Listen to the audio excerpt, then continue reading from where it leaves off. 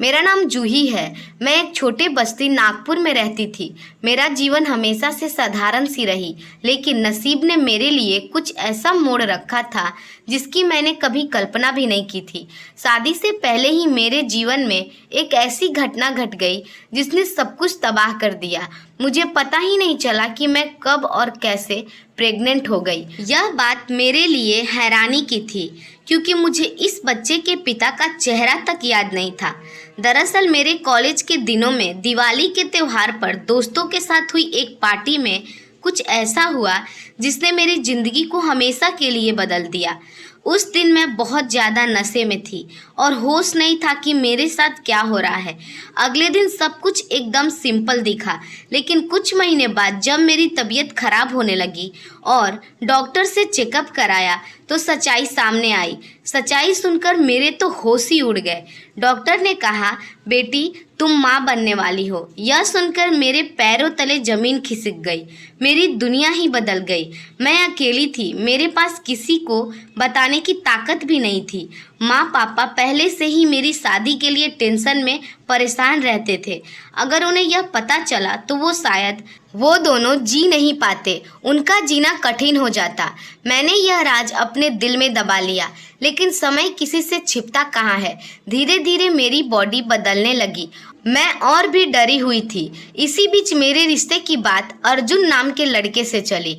वह शहर में नौकरी करता था, पढ़ा लिखा और जिम्मेदार लड़का था। उसके फैमिली ने मुझे देखा और रिश्ता तय कर दिया।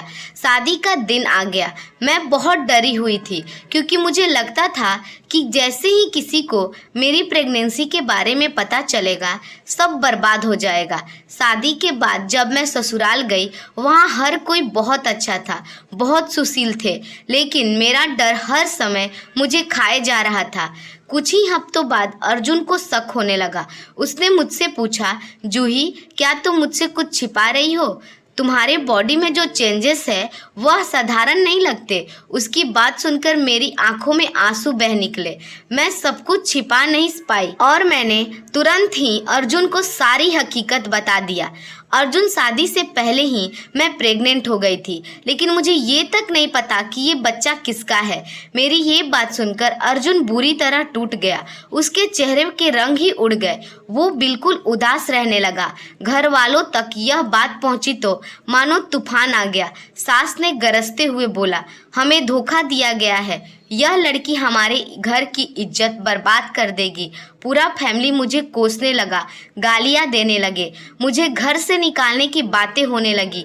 मैं टूट चुकी थी, मेरी जिंदगी बर्बाद हो चुकी थी। लेकिन चाहे कुछ भी हो, मैं बच्चे की हत्या नहीं करना चाहती थी। यह मासूम मेरे लिए भगवान का सौगात था, भले ही यह दुनिया उसे सही न माने। अर्जुन का गुस्सा दिन ब दिन बढ़ रहा था।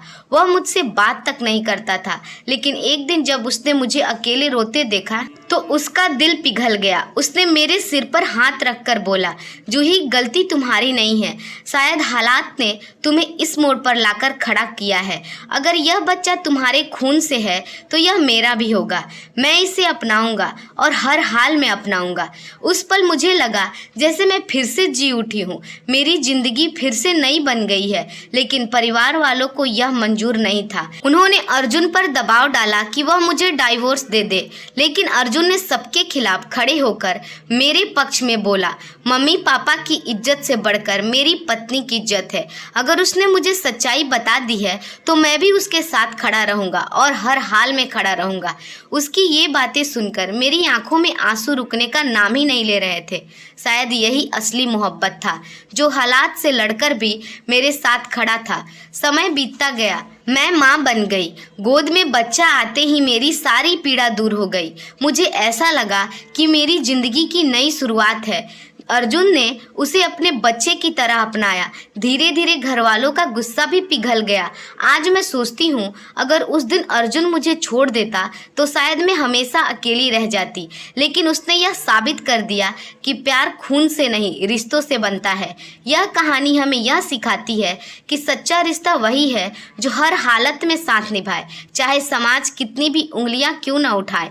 दोस्तों, उम्मीद है आपको हमारी कहानी अच्छी लगी होगी। अगर हमारी कहानी आपको अच्छी लगी है तो हमारे वीडियो को लाइक और चैनल को सब्सक्राइब जरूर कीजिएगा। मिलते हैं एक और नई कहानी के साथ। धन्यवाद।